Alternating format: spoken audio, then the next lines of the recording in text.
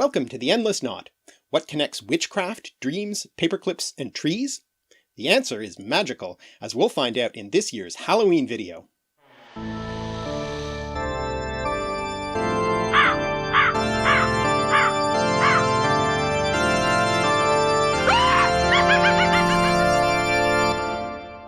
The word magic had a long way to travel before making it into English. The earliest citations for the word in the Oxford English Dictionary are in the Middle English of Geoffrey Chaucer. The word was borrowed through French and Latin, ultimately from Greek, where it got its adjective form magikos. But the root of this word wasn't originally Greek. The Greek noun magos comes from an Old Iranian word magush, probably through Old Persian from Old Median. The Greek noun magos makes it into English too, as the word mage, and in the plural form magi, which is probably mainly known from the three magi visiting the baby Jesus in the Nativity story.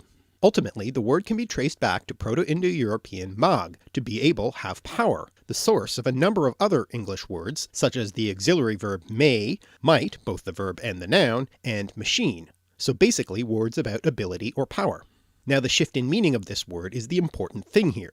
The Old Iranian word magush referred to a priest, or perhaps originally a priestly caste. This was the original sense in Greek too, referring specifically to the Zoroastrian priests of the Persians, but it gradually came to have the connotation of magician rather than priest, and it's in that sense that we have the English word magic.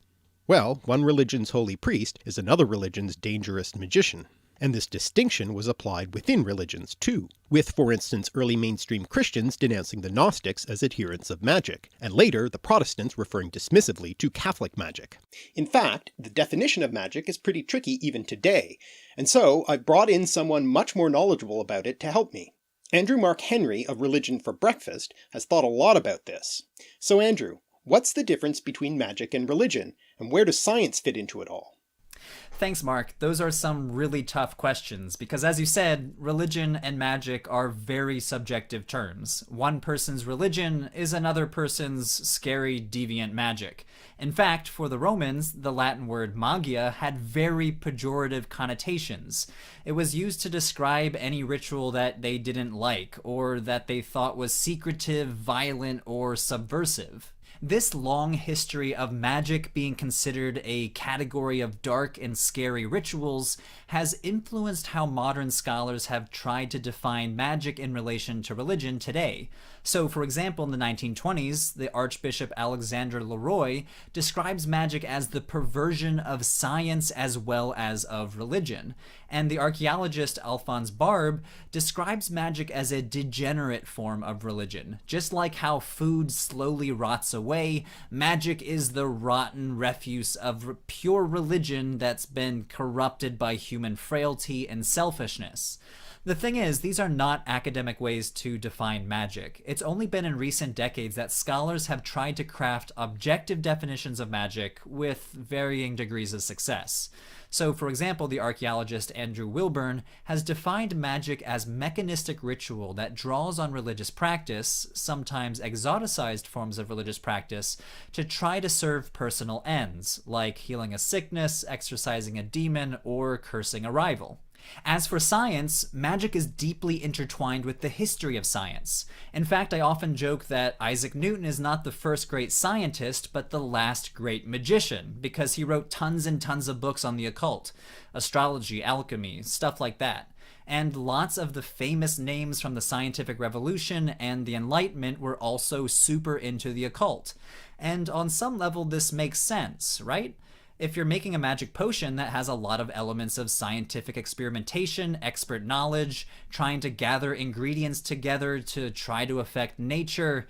So it's here in the 21st century that we have starkly differentiated between science, magic, religion, but for many people in the past, these three categories of knowledge were very blurry and overlapped each other. Thanks, Andrew, that's helpful. But as you say, I guess there's no definitive way to distinguish between magic and religion and other forms of knowledge, especially in the ancient world. And that brings us back to the Magi. The word magush, or its Greek form magos, referred to a priest of the Zoroastrian religion. To this day, a certain type of Zoroastrian priest is called a mobad, which is a contraction of magupati, meaning something like priestmaster. The details are a little unclear, since most of the evidence we have of them is from the foreign perspective of Greek writers, but it seems the Magos castes were priests in an older Iranian polytheistic tradition. But sometime around the 8th century BCE they adopted the monotheistic Zoroastrian religion.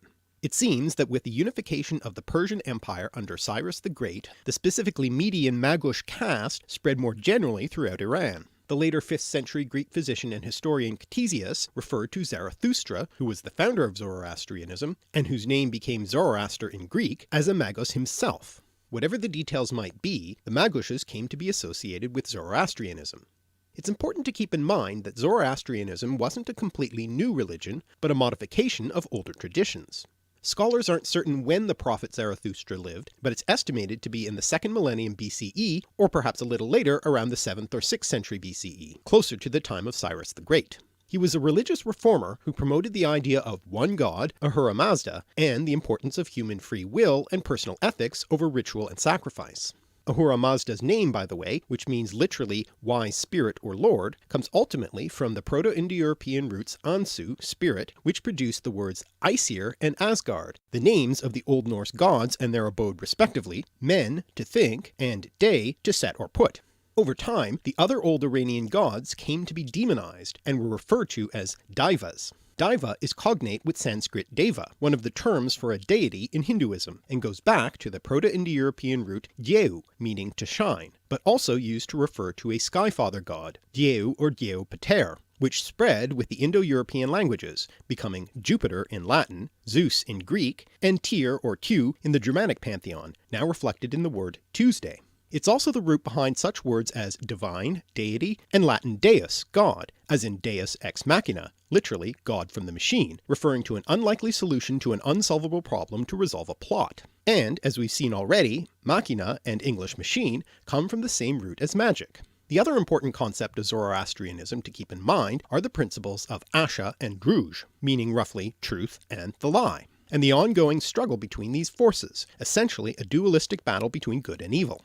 The word Asha or Arta comes ultimately from the Proto-Indo-European root ar, to fit together, which also gives us such words as order, harmony, rhyme, and rite, as in a religious rite. The word druj or drug comes ultimately from Proto-Indo-European dreug, meaning to deceive, a concept we'll return to. Fittingly for this time of year, the root also leads to Old Norse draugr, a kind of undead creature similar to a revenant or zombie, probably via the idea of a phantom. The word also gives us the English word dream, which makes sense if you think of dreams as deceptive. This brings us to the connection between dreams and magic, as one of the roles of the Magos or Magi seems to have been dream interpretation. Another word we have for dreams, at least bad dreams, is nightmare, which also has its origins in Old English. Actually, the compound word nightmare doesn't show up until the late 13th century, but is made up of the Old English words nicht and mara. But Old English mara and the word nightmare itself didn't originally refer to a bad dream. The Old English mara originally referred to a kind of female incubus who would sit upon people's chests while they slept, producing a feeling of suffocation. And that was the original meaning of the compound nightmare as well. By the 16th century, the word nightmare could also refer to the feeling of suffocation, and it wasn't until as late as the 19th century that nightmare could refer to any bad dream. Now Old English mara can be traced back to the Proto-Indo-European root mare, which meant to rub away, harm, a sense we can still see in the derivative mortar, as in a mortar and pestle. That root also led to a number of words having to do with death, such as mortal and murder. Interestingly, it's also the source of the first element of Morrigan, the Irish goddess associated with both war and fate, specifically with the foretelling of death or victory in battle, who may have been the source of the figure in Arthurian legend Morgan Le Fay, a magical enchantress.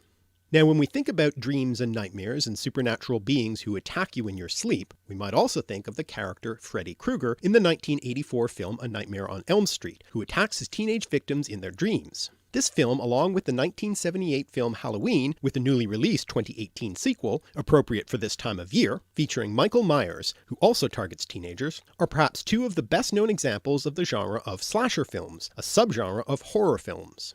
Horror films, which drew their inspiration from Gothic literature like Mary Shelley's Frankenstein and Bram Stoker's Dracula, were kicked off by the early film pioneer Georges Méliès, who used a variety of visual effects techniques such as substitution splices, multiple exposures, and time-lapse photography to achieve the supernatural events in his horror films, which he also used in his early science fiction films. Méliès, who had also been a stage magician, bringing us back to magic again, also developed the trick film genre, using those same film techniques, what we might call trick photography, to allow a magician in a film to be able to do the seemingly impossible. And so, magic tricks also brings us to the idea of deception that we saw with the roots of the words dream and rouge.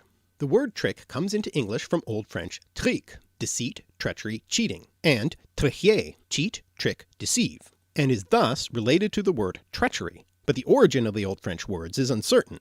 They might come from Latin tricari, to trifle, dally, play tricks, from the plural noun tricae, perplexities, wiles, tricks, which also gives us the word extricate, literally to get out of perplexities. Alternatively, it might instead come into French from a Germanic source related to Dutch trick, drawing, pull, which also has the sense trick, cunning, and is traceable back to the Proto-Indo-European root drag, to draw, drag on the ground. There's a related rhyming variant of this root, trag, to draw, drag, move, which comes into Latin as trahere, to pull, draw, which comes into English in a number of different forms, such as traction, tractor, train, attract, contract, and treat. The sense development for treat goes like this. The Latin frequentative form of trahere is tractare, to manage, handle, deal with, discuss, which comes into Old French as traiter, to deal with, act towards, set forth in speech or writing. This comes into Middle English with the sense negotiate, bargain, deal with, and we can see this sense in the related word treaty, and from this develop the later senses of to heal, cure, and to entertain with food or drink, and anything that gives pleasure. So if this tricky etymology is correct, Halloween trick-or-treating doesn't really offer a choice as it's etymologically redundant. Now getting back to magic tricks, which deceive the audience for the purposes of entertainment, the stage magician often achieves this through misdirection and sleight of hand, often using a magic wand to draw the gaze of the viewer. Now of course, beyond the worlds of stage magic and fiction, with Harry Potter's wand or Gandalf's staff, there are ancient traditions of wands used for magical purposes, probably based on the scepters that were widespread symbols of rulership. For instance, in Homer's Odyssey, the witch Circe uses a magic rod, called a rhabdos in Greek, to transform Odysseus's men into swine, and in the biblical book of Exodus, when Moses and Aaron try to coerce Pharaoh into freeing the Hebrews from slavery in Egypt, the first wonder is Aaron throwing down his rod, which is translated into Greek as rhabdos in the Septuagint, and transforming it into a serpent. Another bit of stage magic that also has a real historical foundation is the crystal ball, now the cliché of the amusement park fortune teller. In the 16th century, John Dee, mathematician, astronomer, and occult philosopher, who was an advisor to Queen Elizabeth I, gazed into crystals in an attempt to see visions of angels. This is part of a larger category called scrying, in which the practitioner stares into a reflective, refractive, or luminescent surface or object, such as water, a mirror, or fire, in order to gain some sort of prophecy or revelation.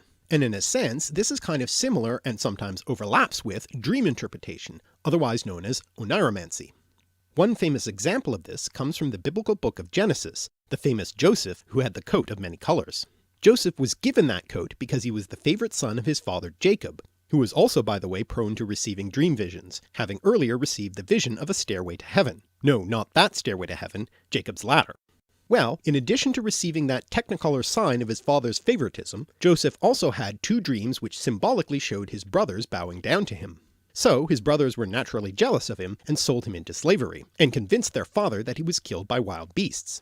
Through a series of adventures in Egypt, in which Joseph accurately interpreted the prophetic dreams of fellow prisoners, and later interpreting the dream of the pharaoh predicting 7 years of abundance followed by 7 years of famine, thus advising him to store up surplus grain, Joseph was made vizier of Egypt. Now, during that famine, many people came to Egypt to purchase grain, including Joseph's brothers. So Joseph devised a trick for them, planting a silver cup in the sack of one of his brothers and then pretending it was stolen.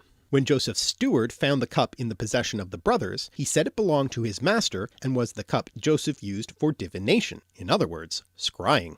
Well, in the end, Joseph was reunited with his brothers and father, but his prophetic dream had come true. His brothers did bow down to him as vizier.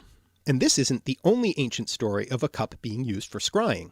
In Persian mythology is the Cup of Jamshid, a magical cup that contained the elixir of immortality and was also used for scrying. Many Persian literary texts describe this cup being used by Jamshid and other mythological kings, including in the Shahnameh, the great national epic of Greater Iran, which tells the mythological and historical past of the Persian Empire, including the life of the prophet Zarathustra. Which brings us back once again to Zoroastrianism and prophecy. The word prophecy comes from Greek pro, before, and phanai, to speak, and a particularly deceptive form that essentially tricks its recipient is the self-fulfilling prophecy.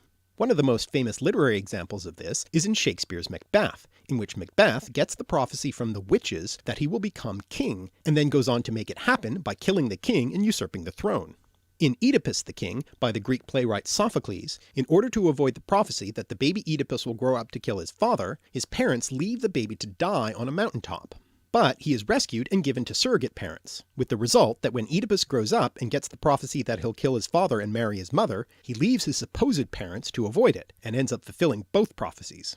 Or, if you want a more recent example, to return to Harry Potter again, in reaction to the prophecy that a child born on a certain day will kill him, Voldemort tries to murder the infant Harry, thus making Harry the one who is eventually able to defeat Voldemort. Now, one of the reasons that self-fulfilling prophecies work is that they give the receiver the confidence to make those events happen, as in the case of Macbeth. The word confidence, by the way, comes from the Latin intensive prefix com plus the word fidere, to trust, and lies behind the term confidence trick, sometimes shortened simply to con, thus bringing us back to the theme of deception, which is well known in the gambling con, in which the victim is allowed to win several times to build up his confidence before taking him for all he's worth. A famous historical example of a self-fulfilling prophecy involves Cyrus the Great, founder of the Achaemenid Empire who I mentioned earlier. According to the Greek historian Herodotus, Cyrus's grandfather Astyages had prophetic dreams which were interpreted by the Magi as meaning his grandson would usurp his throne. Fearing this, he ordered his general Harpagus to kill the baby, but he couldn't bring himself to do it, and passed the job on to a cowherd, who also couldn't go through with it and brought the baby up as his own. Years later, when Cyrus had grown up and all of this was revealed, Astyages punished Harpagus by killing his son, but after the Magi backpedaled and said that they had misinterpreted the dream, Cyrus was spared. In revenge, Harpagus encouraged Cyrus to revolt against Astyages and take over, and he did just that. So I guess the moral of the story is, watch out for those Magi dream interpretations. And returning to the Magi and the word Magush, its first attestation is in the Behistun inscription by Darius the Great, the fourth king of the Achaemenid Empire, which is a bit of propaganda that tells of how he came to the throne. Basically, when Cyrus died, he was succeeded by his son Cambyses II. According to Herodotus, Cambyses had a dream in which he saw his younger brother Bardia sitting on the royal throne, and had him secretly killed. Then, according to Darius, a Magush named Gaumata impersonated the dead Bardia and eventually came to the throne. Darius soon after usurped the throne from the impostor Gaumata. Of course, it's entirely possible that Darius made this up to legitimize his claim to the throne, with Gaumata being an impostor, and he further legitimizes his claim by stating in the Behistun inscription that he became king by grace of Ahura Mazda. Whatever the truth may be, we certainly see several more examples here of our recurring theme of deception, not to mention prophetic dreams. With these sorts of stories circulated by Greek authors, it's not too surprising that the Magi gained the reputation for not only being magicians, but also for being devious and deceptive. Furthermore, unlike Greek priests, the Magi would whisper their prayers and ritual texts in a low voice, and in the unfamiliar Avestan language of the Zoroastrian religious texts, which may have sounded to the Greeks like incantations. Interestingly, the native Greek word for magic, goeteia, with goes meaning sorcerer, or literally one who howls out enchantments, comes from the Greek verb goon, to wail, groan, weep, from a Proto-Indo-European root that meant to call or cry. The Greeks had other words for particular types of magic, such as necromanteia, necromancy or the communication with the dead for prophetic purposes, from nekros, dead body, and manteia, divination oracle, derived from mynesthai, to be inspired, from men, to think, one of the Proto-Indo-European roots that lies behind the name Ahura Mazda. And the word pharmakeia, from which we get the word pharmacy, referred to the practice of using drugs, poisons, and medicines. But the word mageia soon became a more general term for magic in Greek. Nevertheless, the Greeks were often also quite skeptical about magic. Herodotus recounts the story of Darius's successor Xerxes, who when sailing his fleet to attack Greece was hindered by a storm, but the Magi were able to quell the storm with their sacrifices and incantations, allowing them to proceed. Or, as Herodotus dryly wrote, perhaps it abated of its own accord. And in that self-fulfilling prophecy play Oedipus the King, Sophocles has Oedipus use the word magos as a term of abuse directed at the soothsayer Tiresias when he gave him a prediction he didn't like. So the word also came to have the sense of a charlatan in Greek. The Magi in the biblical nativity narrative probably originally implied the use of magic and astrology, since they predicted and located the Christ child from the stars. But in later Christian traditions, the Magi are often rendered as the three kings, or the three wise men, reflecting later Christianity's discomfort with magic, which they held to be the work of the devil. In any case, the Greek words magos and magia were subsequently borrowed into Latin as magus and magia, initially with the specific reference of Persian practices, as for instance by the Roman orator Cicero, but soon in the more general sense, as for instance by the poet Virgil. Interestingly, Virgil came to have a rather magical reputation himself. A practice arose of using Virgil's writings for a form of bibliomancy, that is, divination using books, called specifically sortes Virgilianae, or Virgilian lots. Basically, the way it works is, you take a text and randomly pick a passage from it, by for instance balancing a book on its spine and letting it fall open to a random page, and that passage would give you your prediction or answer to your question. Virgil wasn't the first author to be used this way. The Greek poet Homer is the source for the sortes Homericae, with the philosopher Plato reporting a similar form of this being used by his former teacher Socrates to predict his day of execution, but the practice continued into the Roman era. Later on, Christians would use the Bible for the sortes sanctorum, but the sortes Virgilianae was the most popular technique, with one early example being Hadrian's use of it to judge the Emperor Trajan's attitude toward him, when it correctly predicted that he would be adopted by the emperor as his heir. The practice continued through the Middle Ages and into the early modern period, and correctly predicted the death of King Charles I when the Viscount Falkland suggested the king try this as a light-hearted pastime when they came across a finely printed and bound edition of Virgil. To mitigate the damage, the Viscount tried it himself, hoping to hit upon some irrelevant passage and discredit the king's prediction, only to correctly predict his own death. I guess with divination you should be careful what you ask. The really surprising thing here, though, is that in the Middle Ages, Virgil came to be thought of as a magician himself, and numerous stories and legends that had nothing to do with the poet's own biography sprang up about Virgil being an astrologer able to predict the future and a wizard able to perform great feats of magic. Some of the things that sparked this belief were the mystic element in Book 6 of the Aeneid and the prophetic nature of his fourth eclogue, which Christians took as prophesying the coming of Christ. Even his name was seen as being a clue, since the name Virgil is similar to the Latin word virga, wand, and he was said to have a maternal grandfather named Magus. Well, his mother did indeed come from a Roman family with the name Magia, though it's not related to the word magus. In medieval Wales, this reputation was so strong that the Welshified version of his name became a generic term for a magician, which today is the modern Welsh word for a pharmacist.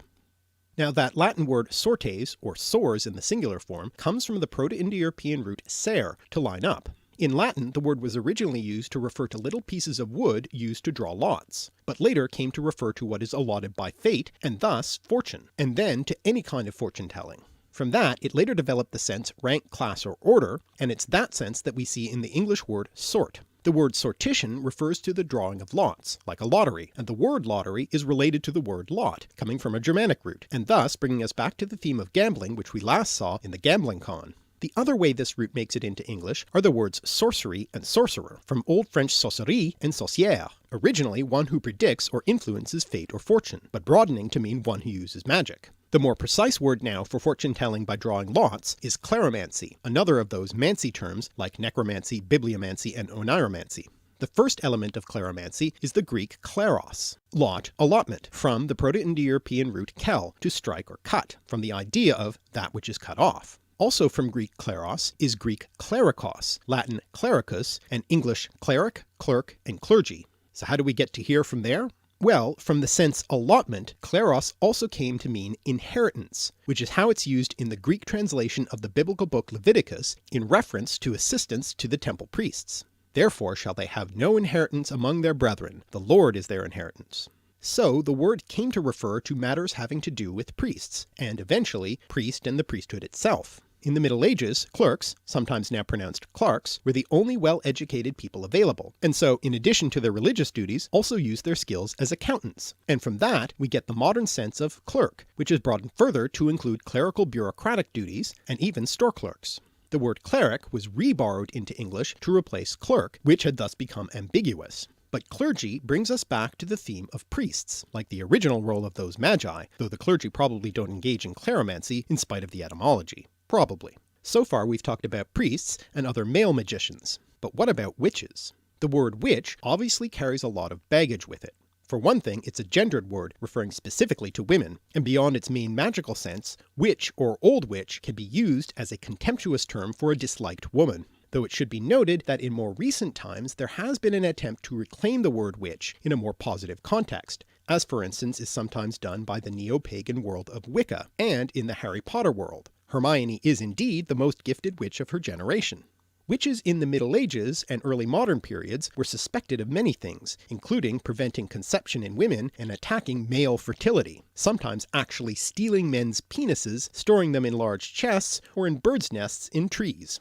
Historically, many women have been persecuted for the supposed crime of witchcraft, justified in part by the 15th century Christian treatise Malleus Maleficarum, the witch's hammer. And you can tell it's specifically women targeted here because of the feminine Latin ending arum. It's hard to know how many women were persecuted, tortured, and burned during the witch hunts of the 15th to 18th centuries, but some estimates place it at 60,000 to 200,000 to even as high as several million, and it's perhaps little surprise that the word wicked is derived from the same Old English root that produced the word witch. I guess you could say that wicked witch is etymologically redundant. Witch comes from the Old English word wicca, meaning witch, which has the masculine form wicca, meaning male witch or wizard, from which we get the modern word Wicca in reference to neo-paganism. It should be pointed out that there is no historical line of connection for this word from Old English to the present, with the word having been reintroduced into modern English in the early 20th century. The further etymology of the word witch is very disputed, with many suggestions being made. The Brothers Grimm, who I suppose would know a thing or two about witch stories, propose that Old English wicca and Wicca come from the Proto-Indo-European root wake, to separate or divide, reflecting the practice of cleromancy, which according to the Roman ethnographer Tacitus was part of early Germanic religious practice. But Indo-Europeanist Calvert Watkins proposed that it comes from the root weg, meaning to be strong or lively, in the sense of to wake or rouse, reflecting the practice of necromancy, in other words one who wakes the dead. If true, which would be cognate with wake, watch, and wait, as well as vegetable, which is probably not the sort of thing you give out to trick-or-treaters dressed up as witches. And though there are numerous other suggested etymologies, I'll give you just one more, that it might be traced back to a homophonous root wake, which in this case means consecrated or holy, and has a number of other derivatives connected to religion and magic. For instance, German Weihnachten, literally Holy Night, used specifically in reference to Christmas. But we'd better leave Christmas aside because this is Halloween. And Latin victima, and English victim, in reference to animals used in religious sacrifices. But most interestingly for our purposes, the words guile and wile, both referring to deceit or trickery, which would then be akin to Old English wigla, divination, sorcery, but which also bring us back to our ongoing theme of deception.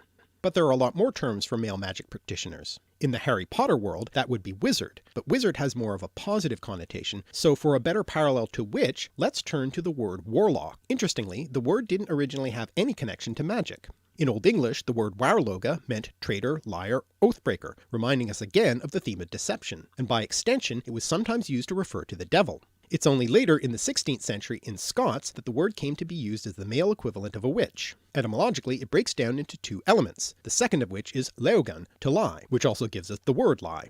The first element is war, faith, fidelity, agreement, from the Proto-Indo-European root verao, true, trustworthy, which also leads to the Latin word veritas, sometimes thought of by the Romans as the personification of truth, and related to such English words as verify and veracity.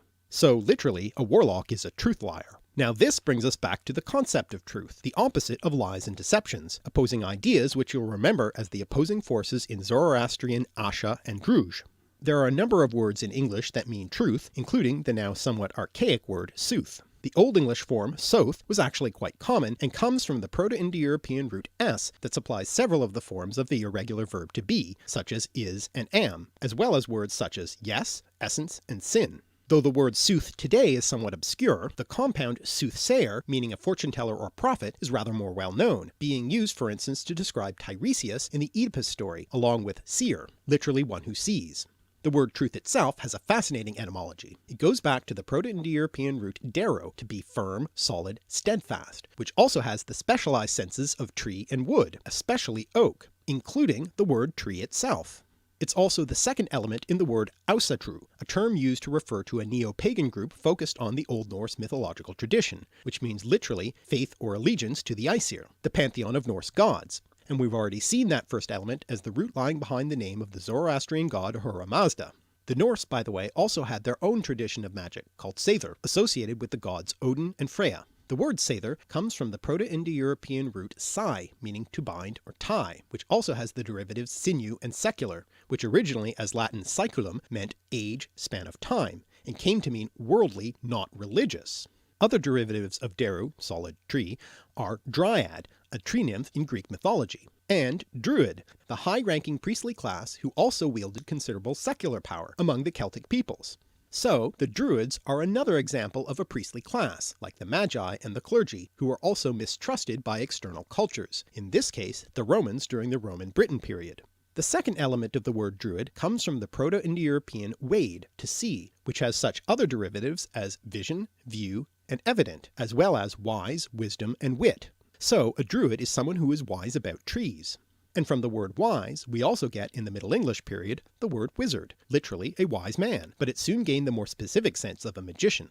Also from this root we get the Old English term Witenagemot, referring to the council of advisors to the king in Anglo-Saxon England, who technically were in charge of electing the kings. Though this political body didn't survive past the Norman conquest of England, it seems to have been the inspiration behind J.K. Rowling's Wizengamot, the wizard court of law in the Harry Potter world, obviously also playing off the word wizard. But as we've seen, the word wizard comes from the same root anyway, and in any case the wizards we know today, such as Albus Dumbledore and Gandalf, are also quite wise and indeed witty.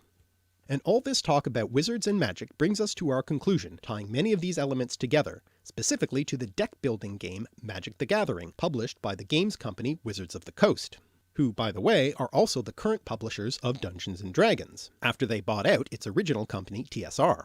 In various versions of D&D, different levels of magicians or magic users, as they were called in the game, were known by specific words, many of which we've covered in this video, such as seer, magician, enchanter, warlock or witch, sorcerer, necromancer, and wizard.